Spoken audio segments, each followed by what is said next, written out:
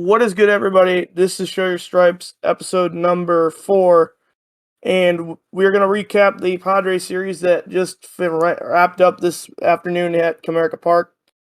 I'm joined by my co-host, Allie. What's up, guys? I hope you're doing great, especially after this nice series win. Definitely was a little bit unexpected, at least for me, but definitely was a nice little bit of enjoyment we've had the last few days. Maybe not including.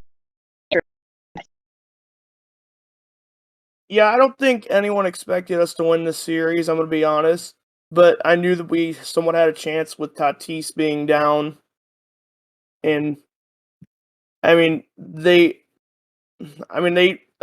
be honest, the Padres just didn't look as good as I thought they would be. No. I mean, their offense was looking similar to ours, honestly.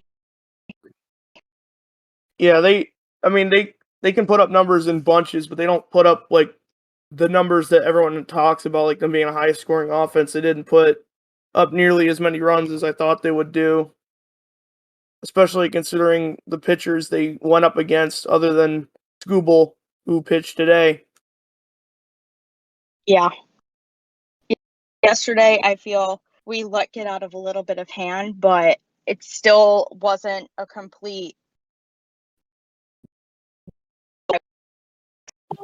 I was expecting some higher numbers coming in with this series. So, I mean, I think they held their ground pretty well, or at least we've held our ground pretty well with keeping the numbers in control.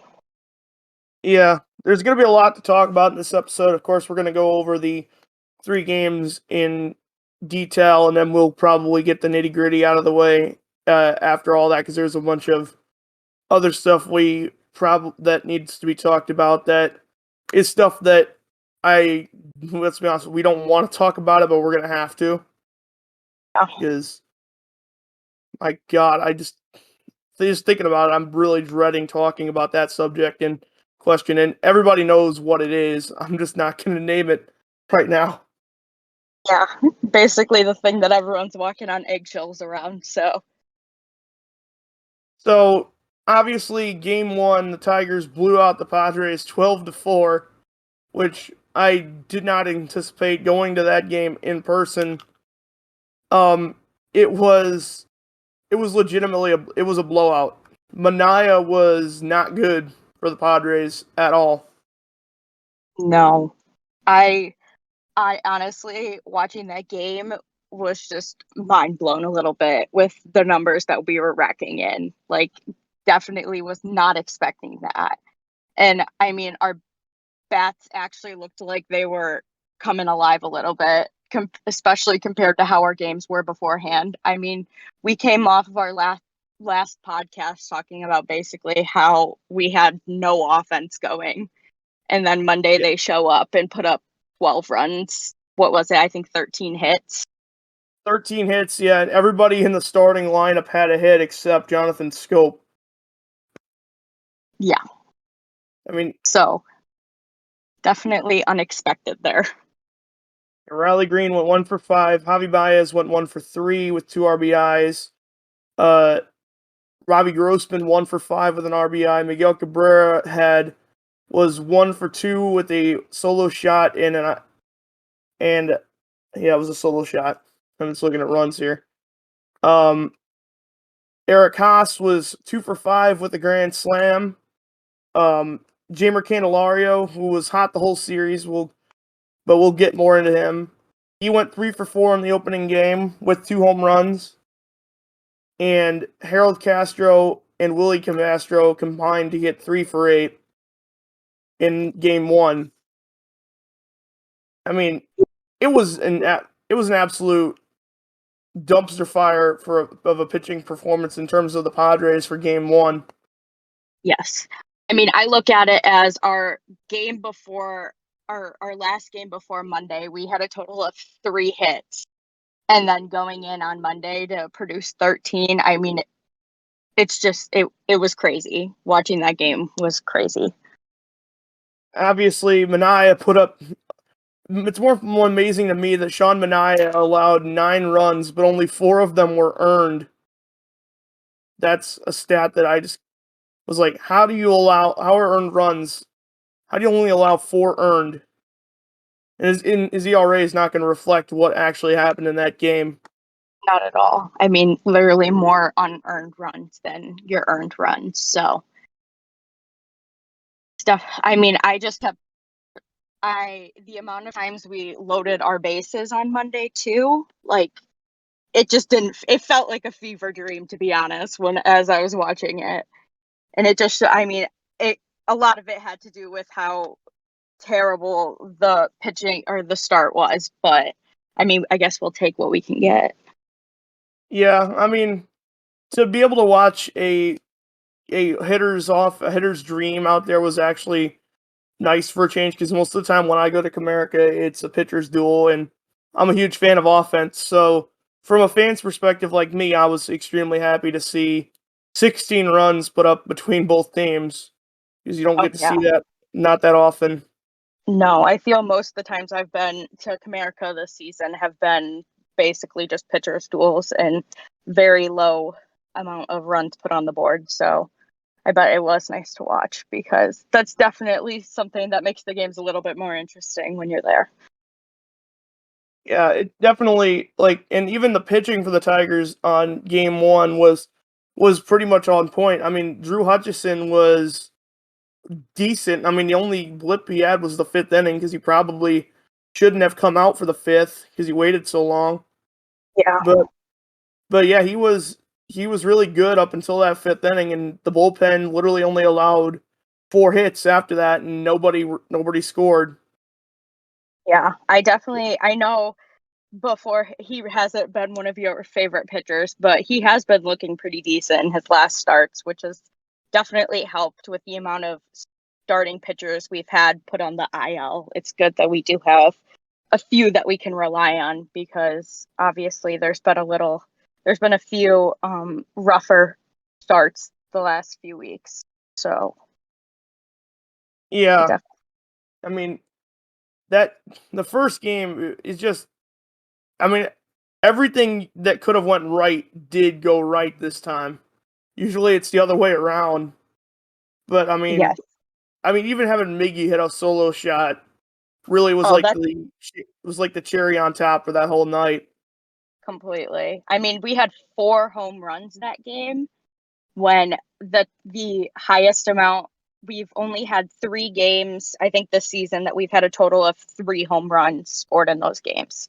So to have a game where we had 4 home runs, 2 of them being just from Candelario alone, is pretty nice to watch. I mean, I don't know what happened with him this series, but I think after today, Candelario went 8-13 out of all of his at bats this series, which is just, Yeah.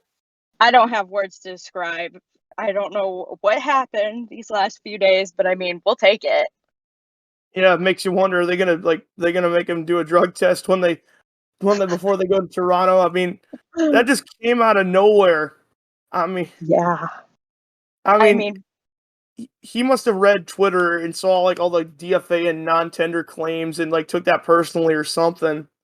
I don't know. I mean, last week when he kept dropping all and missing all of the balls with like and just dropping the one pop up and basically just destroying some of those innings, I was like, God, like I don't know what and to do. Like I don't know how they keep playing him, and then he gets put in on Monday, and then all of a sudden this little fire starts, and it just continues to grow the next few games. So that definitely, I think, was, I mean, he obviously was one of the biggest reasons we won the series. So I mean, yeah, hands down. I mean, if Vic he was the scored 2 of the RBIs that led us to win today's game, and we'll get into that later on in the pod, but if he didn't score those 2 RBIs, we would not have been in the position to win that game today.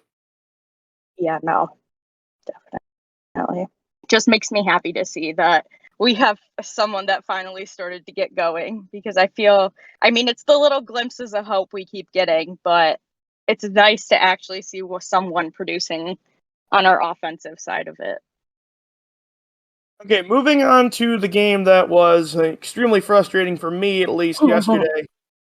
That game was yesterday's game was very, very annoying to watch Oh, yes. because obviously it was Fire Al night, and that was an event in its own right, and it was basically worth the price of admission.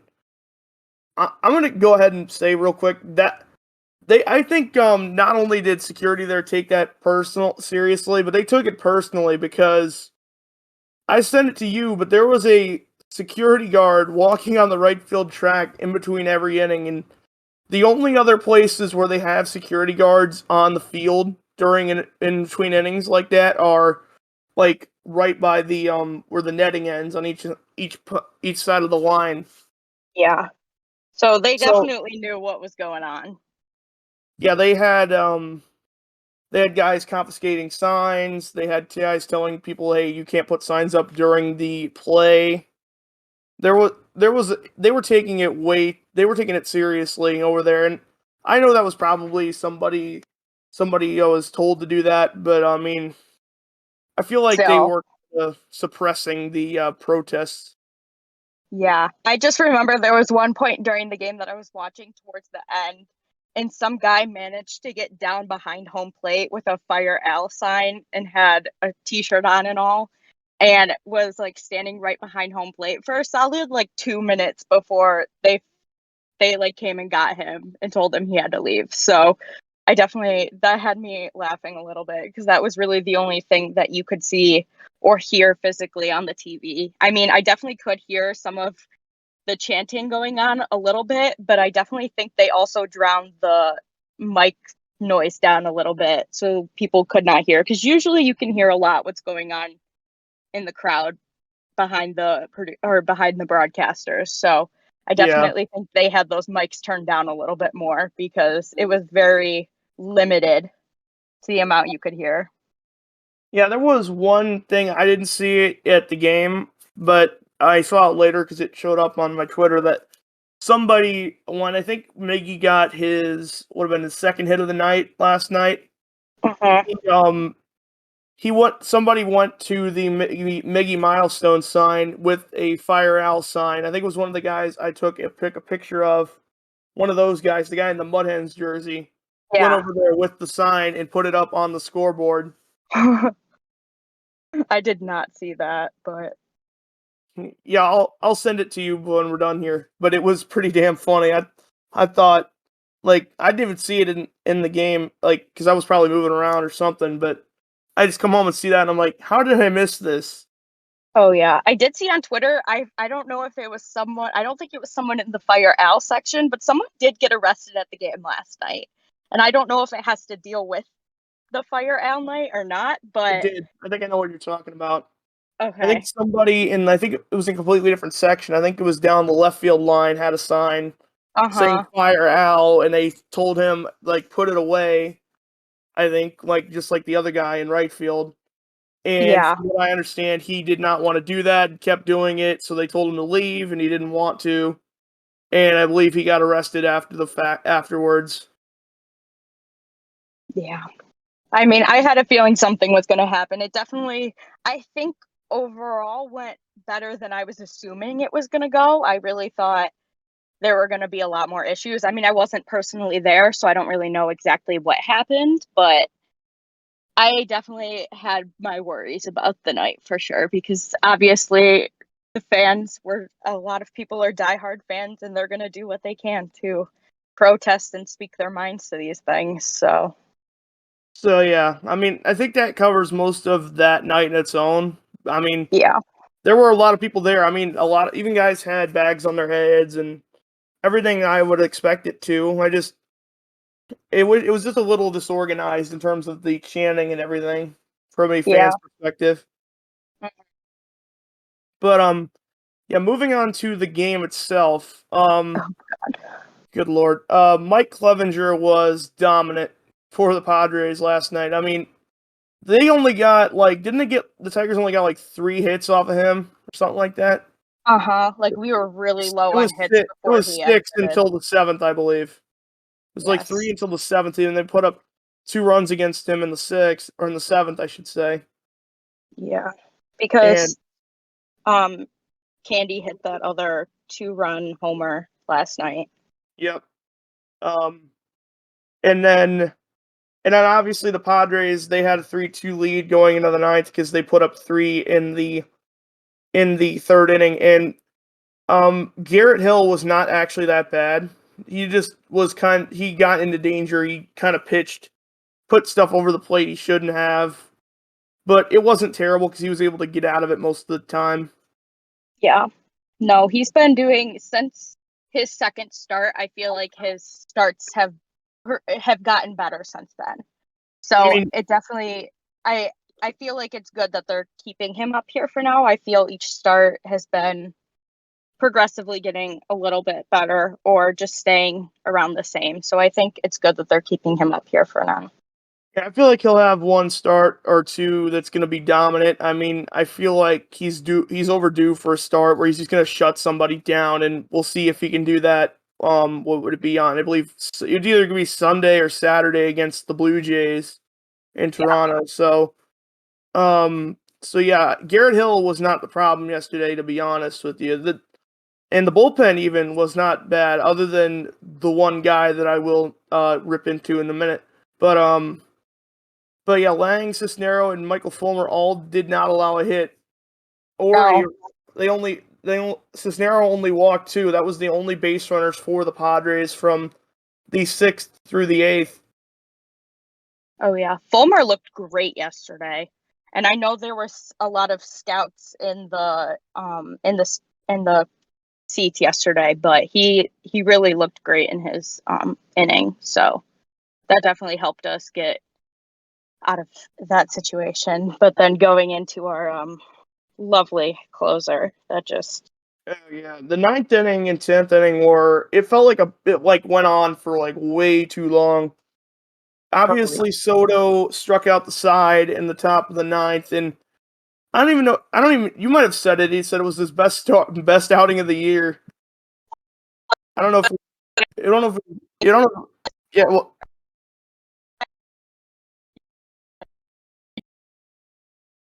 it's he had made of his call.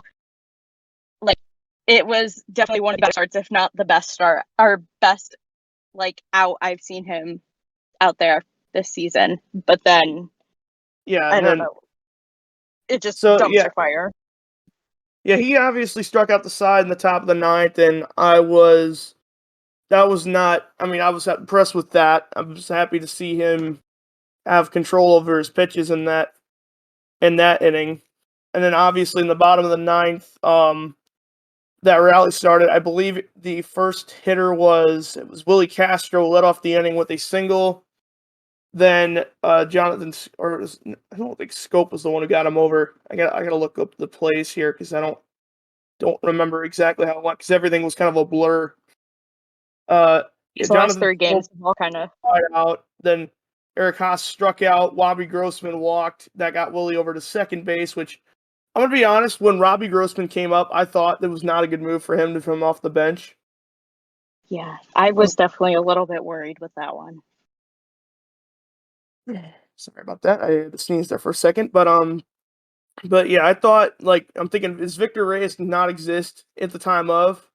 Because I mean, because it feels like he's forgotten that he can be a switch hitter too. But obviously, Robbie Grossman, I think it was a 1-2 count, worked it full and walked to get Willie Castro over to second base, and then obviously Riley Green, being Riley Green, does what he does, rakes in the clutch, brings in the tying run in the 9th inning. I mean, wasn't he was down to his last strike too with that? Yep, Like it was like a 1-2 count, and he hit one into the right field grass. It was that honestly brought my hopes up so high at that point in the game. I was like, we're really gonna do it. We're gonna win this game. But I mean, I feel that's just the effects of Riley Green. He gives us the hope that we desperately need. I'm gonna screen share this too because I know you said it was an up show with the Baez at bat. I didn't see it in person, so I'm gonna mute this and see what it looked like. Yeah. Oh, okay, that was right there. I thought it was, but like, I'm more question is why are you taking that pitch? I don't know. I mean, he literally swings at like the worst possible pitches, and then all of a sudden he gets one right there and just completely doesn't even flinch with it. So, Oh, we got to talk about Gregory Soto's second inning of work, which was more good Gregory lord, it Soto. was. I mean, a lot of it wasn't his fault, but my God, he was not doing himself any favors. I mean, I mean, I go ahead. he he hit 3 different players yesterday. I thought it was two. No, it was two. I'm pretty sure. It was 2? Okay. Yeah. Oh, yes, that's right. The MLB notifications messed up and said he hit a 3rd player because that's what really confused me last night is the app was so messed up with all of that. But yeah, 2 players, I mean, and he loaded the bases. Yeah, I mean, I even said on my Twitter what because even while my phone was dying, it was literally at 2% when I tweeted this. I said I don't trust Gregory Soto on 15 minutes of rest if you're going to bring him back out for a second inning. And I know Chris made a good point saying that it was like statistically a better option to bring him out there, but we've seen enough of Soto in 2 innings of work to know that he's not as effective in his second inning of work. No. Or if we're in a like dire save situation, like I feel when these situations are high pressure is when it honestly gets to the worst performances And because obviously, go ahead. like I mean he looked great in the 9th inning and that is when we really did not even know if we were going to have a chance to win the game. So And then obviously, to start the inning, you had the guy placed on second base, which I haven't put my thoughts on that. I'm not a fan of that rule. I really wish would go away because the fans deserve as much free baseball as they can get for their money, especially considering what team we've put on the field over these past few years. But yeah, but yeah, he hit Jake Cronenworth with the first pitch of the 10th inning, which was not ideal. But and then the whole thing I was upset with. The whole thing, Gregory Soto could have probably gotten out of that inning if Javi Baez did not make that throwing error in the top of the 10th. yeah, I mean, it was a routine play, for God's sakes. I don't know how you. It's only Javi Baez who will make like a play like where he had that one where he hurdled over Cronenworth to start a double play, but will make a routine throw to first look like it's a completely different sport. yeah. No, he's either like I feel with his plays he either has them like perfect or it's just a mess with them. And obviously, we had hit one of those messy throws, and it just did not work out in our favor. Everything And about the 10th inning was just a mess. yeah, and obviously they struck out a guy, and I mean this is with the bases loaded. I thought, oh hey, maybe we can get out of this unscathed because he struck out the next guy after that error, but no, he goes ahead and hits Luke Voigt in the head. That forces in a run, which was probably the most Gregory Soto thing I've ever seen. Yeah, it very on par for him. So I And know then, at that point I was just that anger had gotten to me at that point. Because I feel like as I was very I had high hopes at that point. And then after he hit the first player, and then by the time he hit the second player, I was just like, at this point, it's over. yeah, I mean, was frustrated in the bottom of the ninth, and then obviously the false hope and optimism got to me, and that made like the crashing back down to reality and frustration really come out. Uh-huh. I even record. You know how I record videos when I'm frustrated at Tiger games in my car, and I I ended up recording one last night, but never posted it because a lot of my points were contradicting Chris's, and I didn't want to get people on his side to come after me. Yeah. Yeah, obviously after he struck out Matthew Batten, Foley comes in, which was basically 5 batters too late. He probably should have started the 10th, but the first guy he faces, I believe it was on the first pitch even, where Alfaro hits a 2-run single to give the Padres a 6-3 lead. And then at that point, I think most of the fans left the stadium. I remember I think we started even a Fire Out chant after that point, and then I a feel bunch of like them left. I definitely think I heard it during the 10th. It was definitely a lot louder at that point. Let me see if I can check and let's check this. And that's way too loud. Well, you got the first pitch up. That's the two-seamer. Yeah, I can't hear it. But but I'll edit it and maybe I'll put something over the screen. But yeah, we were frustrated after that at bat, and most of the guys who were involved in that whole thing had left after that point, but I stuck around because I'm a masochist or something. Oh, it, that, like, score more runs than we have managed to get this whole game in the next half inning, and um, I was like, there's no way this is happening. As much as I Yeah, and then want it to happen, there's no way it would be. yeah, I mean, I was like dead in the water at that point mentally. And then obviously they walked another guy and finally got out of the inning when it probably should have ended a lot earlier. And then But like it just didn't end. yeah, it went way too long. I mean, and then the bottom of the 10th, you had Harold Castro striking out, Cody Clemens popping out, and then Candelario bringing in another run on a double, and then the game ended on a Willie Castro fly out, and that game was basically a roller coaster of emotions. That's basically the best way to describe that one. Yeah, it definitely was very on par for the Tigers just in general. You had these waves of hope and then it just came crashing down. So It was fitting for something like that to occur on Fire Al night at the ballpark. very much so.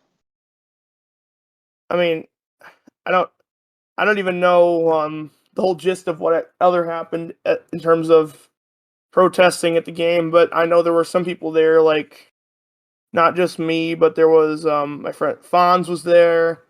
Uh, some of my other friends were there. I mean, Adam from Woodward Sports was there. Tony Dombrowski was at that. I mean, there was a whole bunch of people here. I'm not sure exactly for that, but I know there were a lot of people there for that game in particular.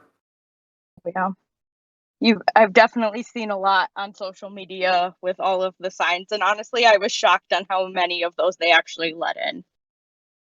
I think it was a lot of it was due to some people did what I did like one time where they put up like a positive sign on one side and then they would show that to the card and then just walk in with another sign on the other side.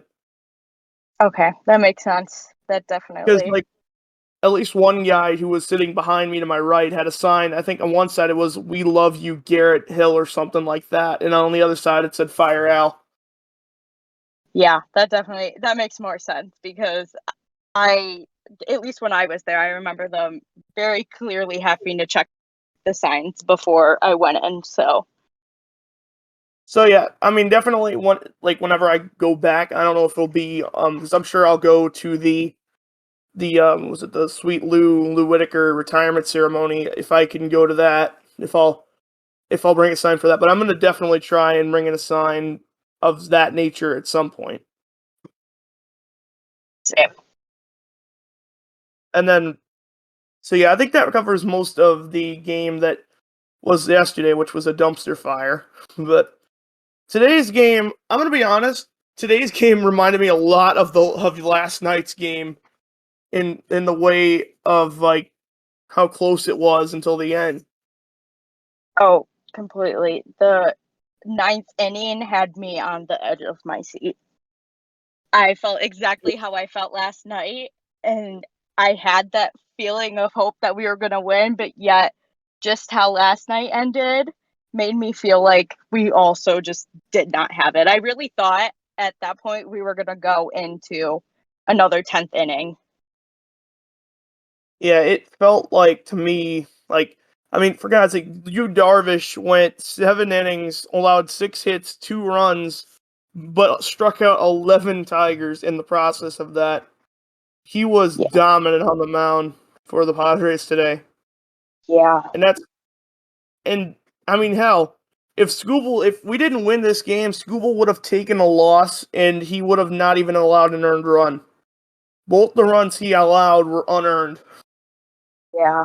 I mean, and they were from these such stupid mistakes. Actually, all 3 runs the Padres scored were unearned. Yeah.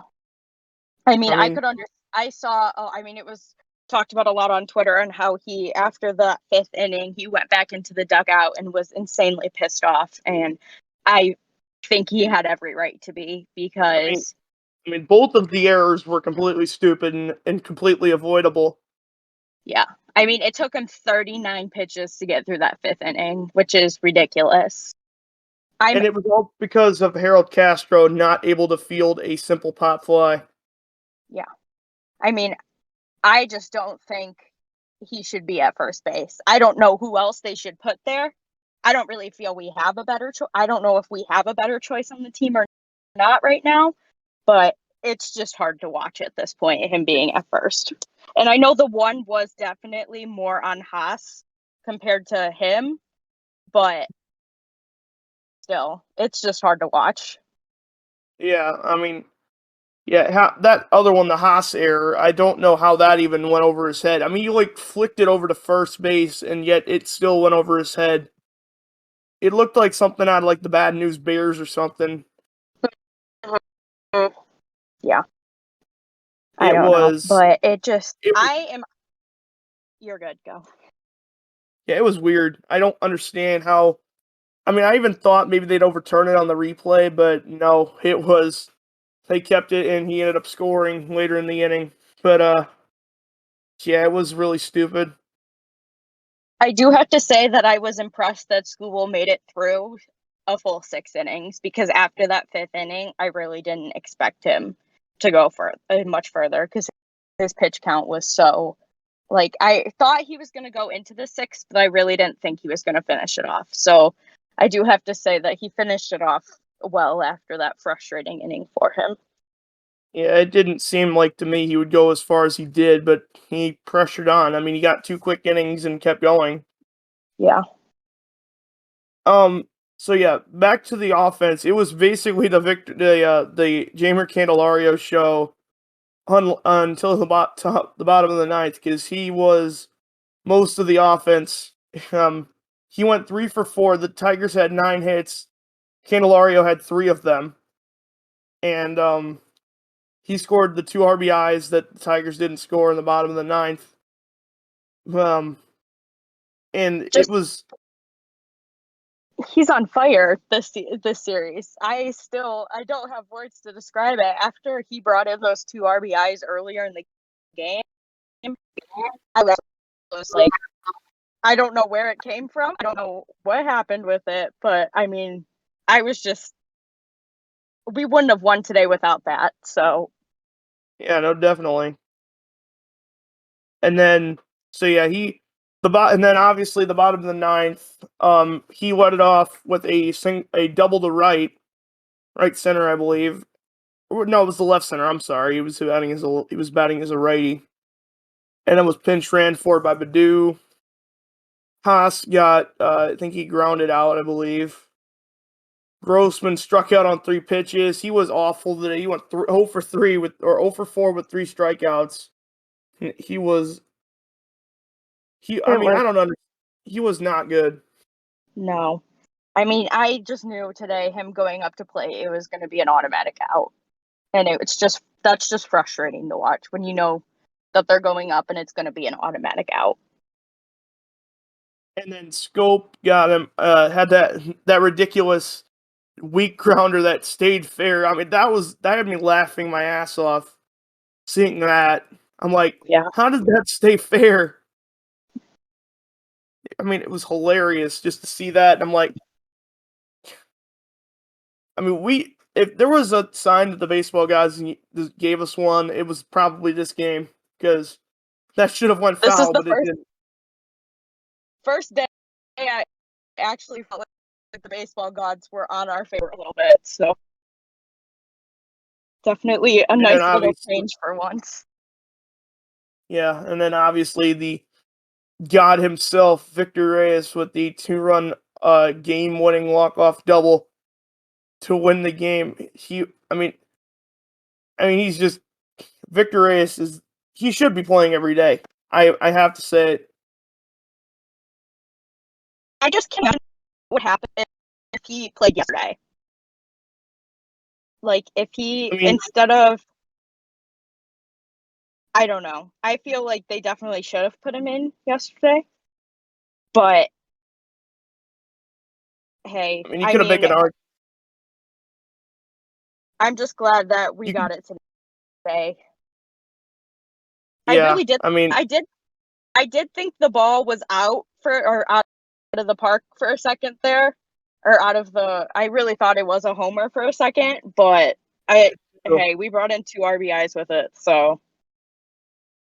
I mean, you only needed 2. I mean, I would have been happy with the 3, but I mean, still a win is a win. Oh yeah, definitely. And then. Oh, you're good.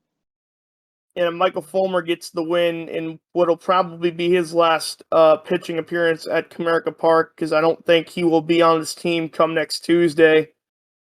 But no. And I feel happy for him, but it's at the same time I'm sad because he's been here for it seems like forever. Yeah, no, I feel the same way with you, especially, I mean, he's done really well this season, so it's definitely going. I really feel like he's going to be traded after today, which definitely it will be good for him because he has so much potential that can be used somewhere else, but it really does suck for us because, he has been part of this team. Yeah. I think that will probably be a good transition point to the whole trade thing. Obviously, yesterday, Ken Rosenthal put up an article on The Athletic, which I didn't read. I'm going to be honest, I didn't read it. I just read the headline because I don't have The Athletic.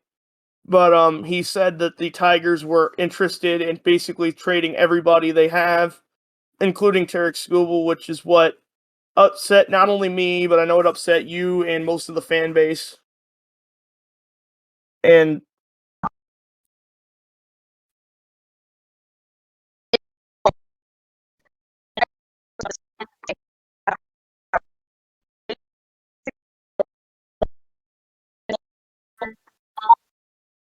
So it makes me feel like that. I know they've said that our rebuild is over.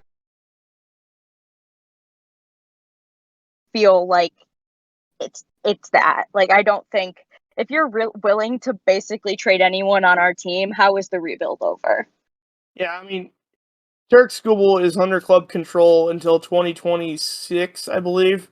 And I'm thinking to myself, if you're going to trade him, does that mean you're not thinking of competing until 2026? Like, come on. You got to make. Are you going to blow it up or are you going to keep it around? Because you can't. I don't see. I'm going to say it right now. I don't see Skubal being traded personally, but I know a lot of people think he will be. But unless you're getting some top prospect or major league ready all-star material player, don't trade him. There's literally no reason to. Oh, I mean, we've seen what he's done this season, and yeah, he had a few bad starts, but I mean, he's getting back into it, and I mean, he has so much more potential for us. I mean, I think it would be insanely stupid to make a trade unless, I mean, and like you said, it's some amazing offer. I don't know. I just know personally, I've grown very attached to him on this team, so it definitely would very much break my heart to see him go.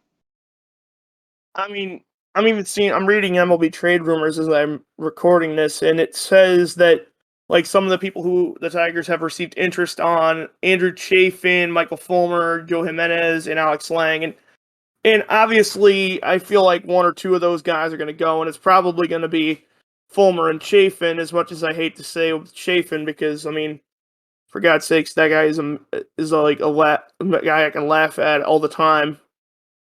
But like, I don't see Lang going. I don't see Joe going. I don't.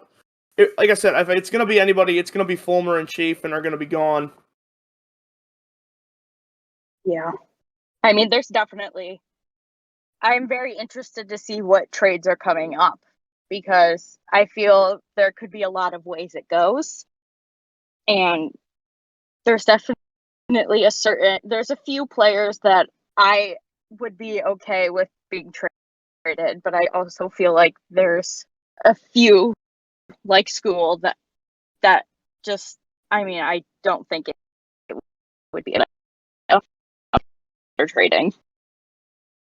Yeah, I don't like. I just if they're going to trade anybody, I'd rather them trade like it's gonna like Grossman and Soto and or Soto Fulmer, any of those bullpen arms really. Other than Chafin, I'm really not emotionally trash or attached to any of those guys really. And the only thing that concerns me is we still have Al Avila calling the shots on this. So knowing him, if he's actually going to trade some people, he's going to go and get some busts at the deadline. Yeah. That, I mean, there's the thing, I mean, if you have a good GM,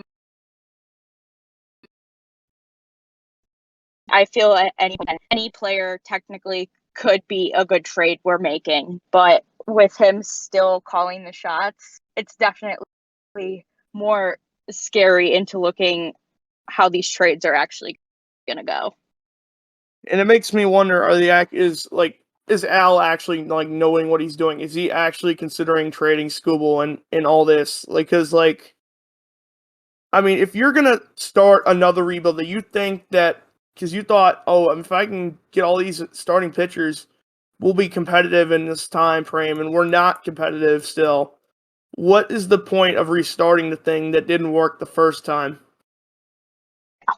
Completely.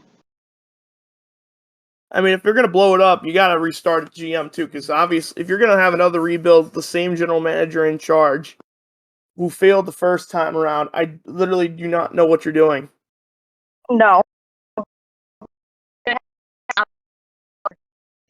why are you going to do it again? Why are you going to go through all of that time and effort and years of trying to get this whole rebuild again if it's just going to end up the same way it has? I mean, it's made the whole rumors have like put me on edge, and I'm really hoping that we can just get past Tuesday and this deadline without too many losses, and we can continue to try and win some ball games before the season's over. Because I mean, people are going to say, "Oh, go ahead and tank." People don't realize that there is a draft lottery now in Major League Baseball, and that basically tries to eliminate the point of tanking. But like, you don't have to tank anymore and still get a good pick out of it. Yeah, I definitely. literally, I just don't see the point in tanking. I mean, try and win some games, put up something respectable. I mean, we still have a decent amount of games left, so we can still finish this season better than we're expecting it to be with how it has been so far. But we also have to not get rid of some of our best players in order to do that. So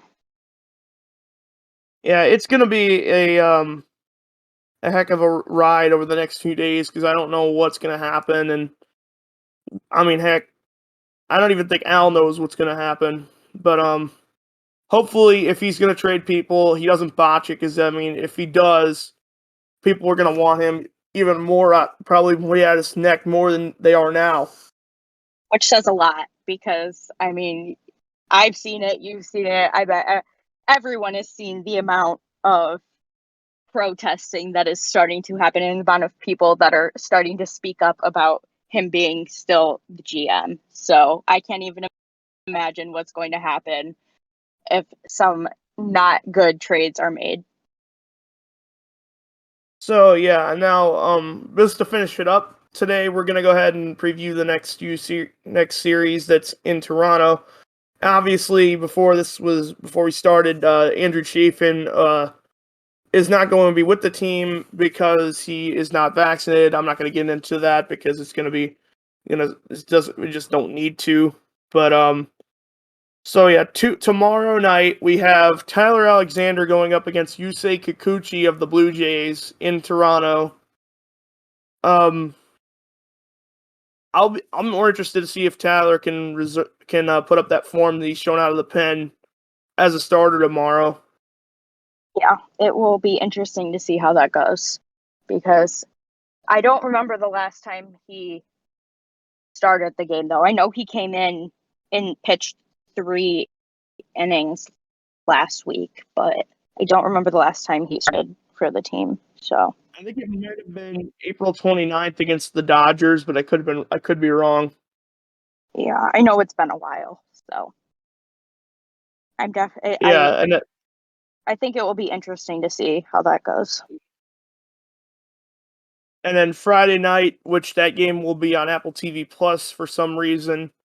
Tigers, Blue Jays, no starter listed for the Tigers, but it has been rumored it'll probably be Brian Garcia for some reason.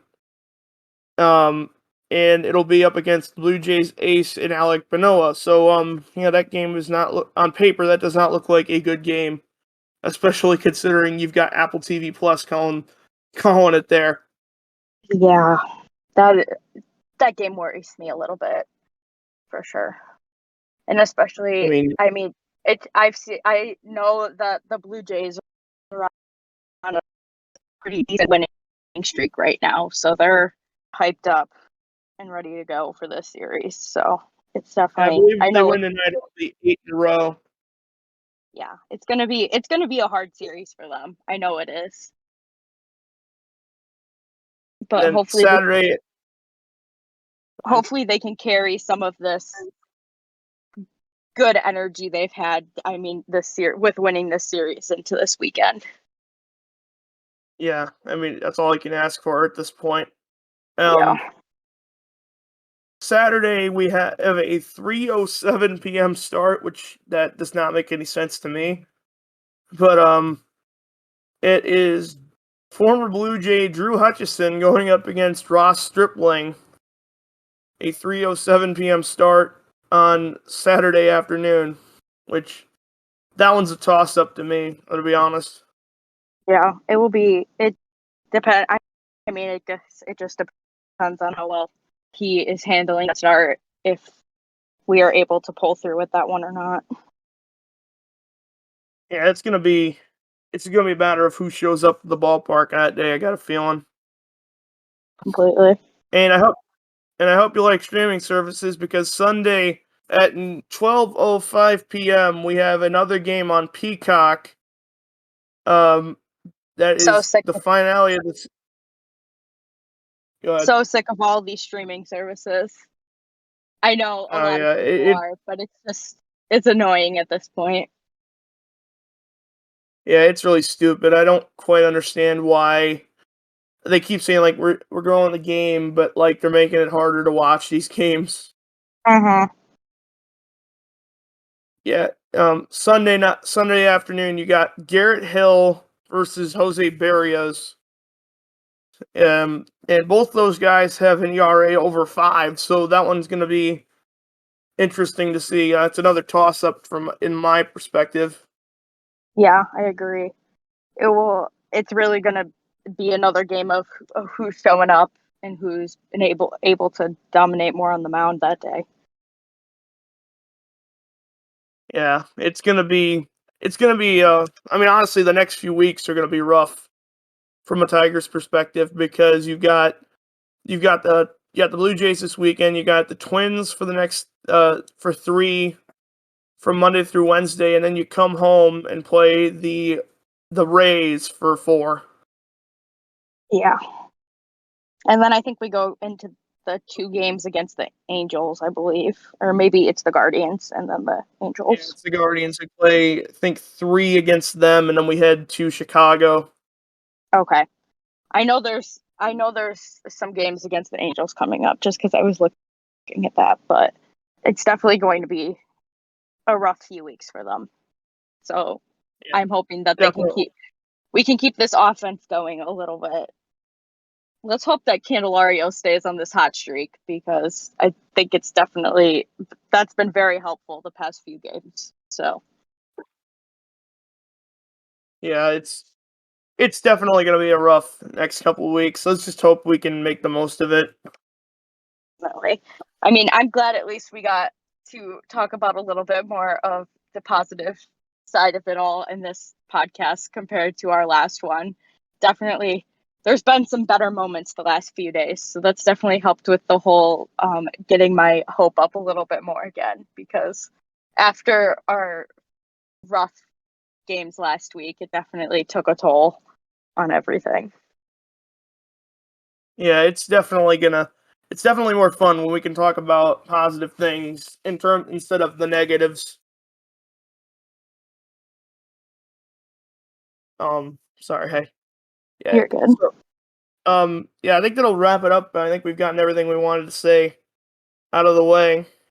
So yeah, stay tuned for the next one, guys. Whenever that'll be, we kind of make up the schedule as we go. Let's just hope that we can make these when we are winning games for once. It'd be nice if we can win some games in a consistent manner. Yes. We appreciate the sport and appreciate the support. Sorry. And thanks for listening, guys. Thanks for listening, everybody.